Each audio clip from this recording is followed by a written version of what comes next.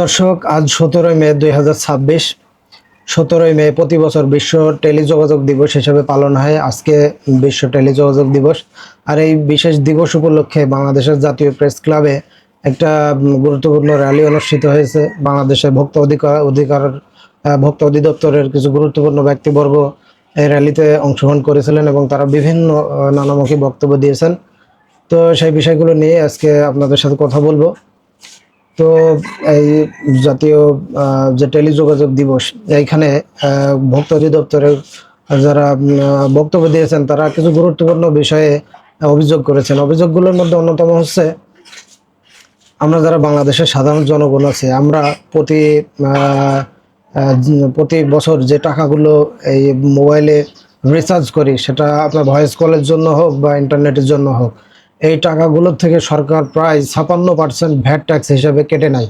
অর্থাৎ আমরা সাধারণ গ্রাহক যদি 180 টাকা মোবাইলে রিচার্জ করি, এই 180 টাকার মধ্যে প্রায় সরকার 100 টাকা ভ্যাট ট্যাক্স বাবদ কেটে নেয়। এটা একটা হিউজ অ্যামাউন্টের টাকা। তার কারণ আমরা বাংলাদেশে প্রায় 18 কোটি জনগণ বসবাস করি। একটা হিউজ জনসংখ্যার দেশ। সেই হিসাবে আমরা যদি একটা গড়পড়তা হিসাব করি, বিভিন্ন অনলাইন সোর্স থেকে আমি কিছু তথ্য সংগ্রহ করেছি। সেগুলো হচ্ছে, বাংলাদেশে প্রায় 19 থেকে 20 কোটি মোবাইল সংযোগ বর্তমানে আছে। এটা ফিচার ফোন প্লাস আপনার যে স্মার্টফোন গ্রাহক, সব কিছু মিলাইয়ে এর ভিতর কিছু ইনঅ্যাক্টিভ গ্রাহক আছে। এখন এই ইনঅ্যাক্টিভ গ্রাহক যেগুলো, এগুলো বাদ দিয়ে প্রায় 12 কোটি সক্রিয় গ্রাহক বর্তমানে বাংলাদেশে আছে। আমরা যদি ধরেন একটা রাফ হিসাব করি, 12 কোটি গ্রাহক যদি দৈনিক আপনার 10 টাকা করে রিচার্জ করে, গড়ে মাসিক রিচার্জ হয় আপনার 300 টাকা। আর 12 কোটি গ্রাহক যদি 10 টাকা করে রিচার্জ করে, আপনার দৈনিক 120 কোটি টাকা রিচার্জ হয়। এটা যদি আপনার মাসে হিসাব করা হয় তাহলে 3600 কোটি টাকা, এবং বাৎসরিক হিসাব করলে প্রায় 43,800 কোটি টাকা রিচার্জ হয়। আমরা দৈনিক প্লাস মাসিক এই হিসাবটা বাদ দিলাম, আমরা বাৎসরিক হিসাব করব। বাৎসরিক আমরা 43,000 কোটি টাকা যদি রিচার্জ করি, 43,800 কোটি টাকা, প্রায় 44,000 কোটি টাকা। এই 44,000 কোটি টাকার থেকে সরকার 56% ভ্যাট ট্যাক্স বাবদ কেটে নেয়। 56% যদি ভ্যাট ট্যাক্স হিসেবে কেটে নেয়, সেই টাকার অঙ্কটা গিয়ে দাঁড়ায় আপনার 24,528 কোটি টাকা। একটা বিষয় চিন্তা করুন, আমরা এই যে ক্ষুদ্র ক্ষুদ্র টাকা রিচার্জ করছে, এই টাকাটা একটা বছর শেষে যে কত হাজার কোটি টাকা হচ্ছে, প্লাস এই টাকা থেকে সরকার কত টাকা ইনকাম করছে।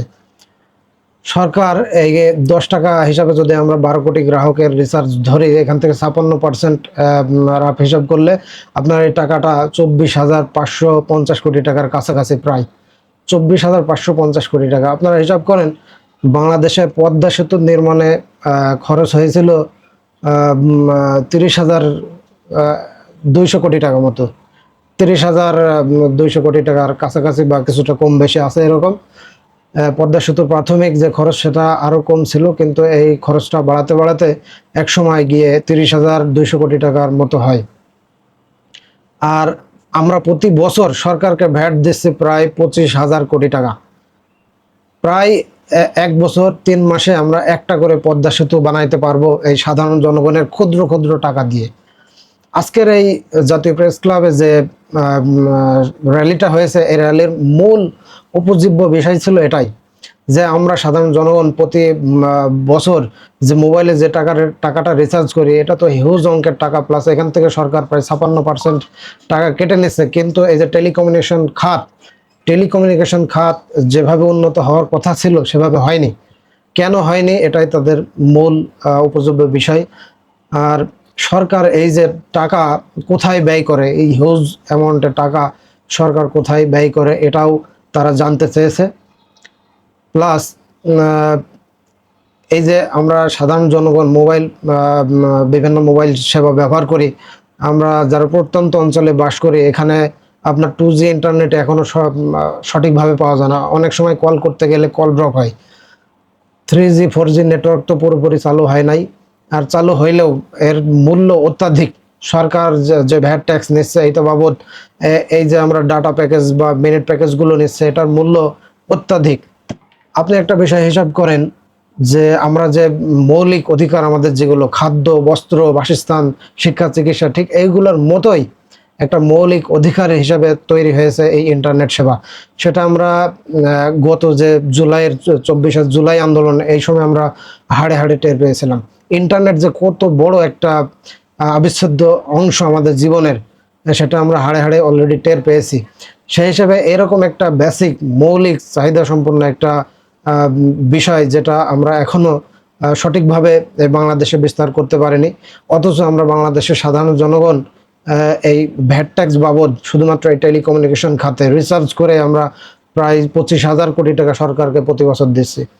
তো আজকের প্রেস ক্লাবে যারা অংশগ্রহণ করেছিলেন তারা তাদের বিভিন্ন বক্তব্যের মধ্যে এই কথাগুলোই তুলে ধরেছেন। তো এ বিষয়ে আপনাদের মতামতও জানতে চাই, আপনারা কমেন্ট করুন, আপনারা কমেন্ট করে আপনাদের মতামতগুলো জানান। তো সকলে ভালো থাকুন, দেখা হচ্ছে পরবর্তী কোনো ভিডিওতে।